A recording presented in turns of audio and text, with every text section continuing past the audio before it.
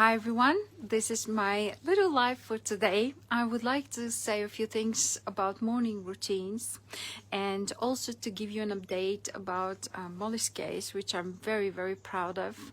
I hoped you read it. It's in the magazine. It's the first article we included in the magazine. So first about the morning routines. The morning routines are very important because we set up our intention. We set up the environment in which we are going to create and exist today. That's why your morning routines, if you would like to have a unique day, unique environment, you have to have intention for unique environment and you have to create this unique environment. And this morning I had a workshop on leadership. It was amazing. It was so interesting. And they gave us the following example. You boil an egg in hot water and that egg becomes hard. You boil coffee in hot water and that coffee excites you. What was that was becoming soft when you boil it? We boil a veggie, carrots in hot water and it becomes soft. It's the same environment. It's hot water. But it's up to us how we perceive the environment and how we use the environment in order to become who we want to be, or how to change the environment so we live and experience our personal legend or our unique life.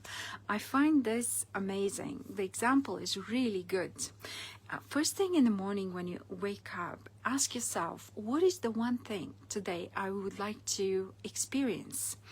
And this is kind of a connection with your dream, with your path, before the life takes you to a known path. Tell yourself, what is the one unknown thing I would like to experience today? And your mind will start working on it because the brain is here to support you actually. And the brain is here to keep you going. And the brain doesn't make a difference between dream and reality. Whatever you suggest to your brain, the brain will believe it if it's in synchronicity with your belief system. This is part of another conversation. But I just wanted to mention to you that when you set up your morning routines, you have intentions and expectations from the day, and you have to state them clearly out loud in front of yourself, in front of the mirror if you want, in front of the world, and then to proceed to working to accomplish at least one of your intentions. I play safe, and in the morning I set up one intention for the day. So that makes me more satisfied. I don't get this, maybe we call it anxiety, that I wanted to achieve so much today, but I couldn't do that. And the next thing, as I mentioned, I want to give you an update. Molly shared with me something very interesting yesterday, which I was blown away and very happy to hear. She had a situation where, as you know, she's off. We wrote in the article that she's off the anxiety and depression pill. And now her brain rearranges itself to function a little bit differently, and her conscious mind will operate differently because she will be aware of her thoughts more in a more robust way, and she has to handle them herself without the help of the pill. So she had a situation in which she could have been more has anxiety or some emotional struggle But she handled it really well. With calmness, she managed to bring her body to a parasympathetic mode. As you know, the autonomic nervous system divides in sympathetic and parasympathetic, and that parasympathetic is where your body is in a rebuild, recover, and digest mode. And when we are going through an emotional ups and downs, our goal is always to get to that parasympathetic mode so we don't lose resources and we handle our emotions better. So she did that like a pro. I'm just so amazed, because her body is well nourished. She knows her nutritional base now.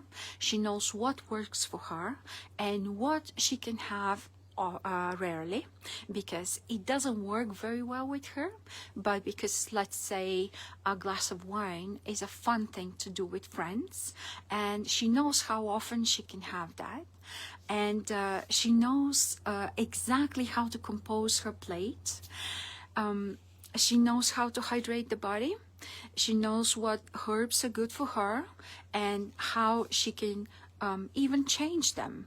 She became very sensitive to the environment and to everything that goes in as food, as herbs, which is fantastic, because the more you know how your body reacts on those, the better you will be able to handle your health, and the better you will be able to build your health.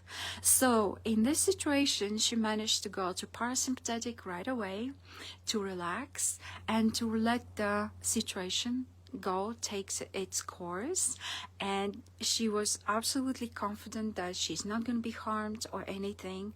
So that's why her emotions got into a very balanced state, and she endured everything, and there you go, she came out of it all happy and as a winner.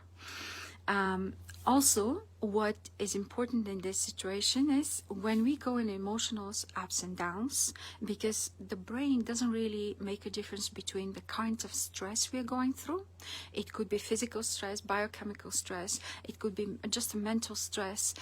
For the brain, this is stress, and it tries to put you in a sympathetic mode and try to break down tissue in order to balance all the processes that going into you and to balance your emotions finally.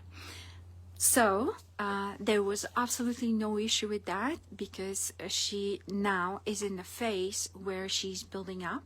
She's building up her muscle tissue. She's building up her body. So she has a lot of resources for situations like that where she can go really smooth.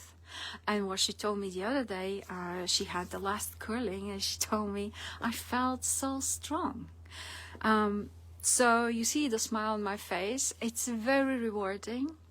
It's very exciting and very motivating for me and for her, that a woman in her 70s can go off the pills. This is the age when people start getting more and more pills and the life goes really downhill. But in her case, the life continues going uphill. And I find this fascinating. I understand even better now how amazing is the human body, and how giving it to it only the environment and a little help with resources, your body can do miracles for you. So never give up. Always know that there is a way. If you haven't found your way to healing now, know that if you keep searching, you will find it. It is there and it's waiting for you if you're searching. Just be positive and look for signs and ask for help, ask to talk to people, and everything will be all right. Follow for more Transform Perform. Drop a comment if you have any questions.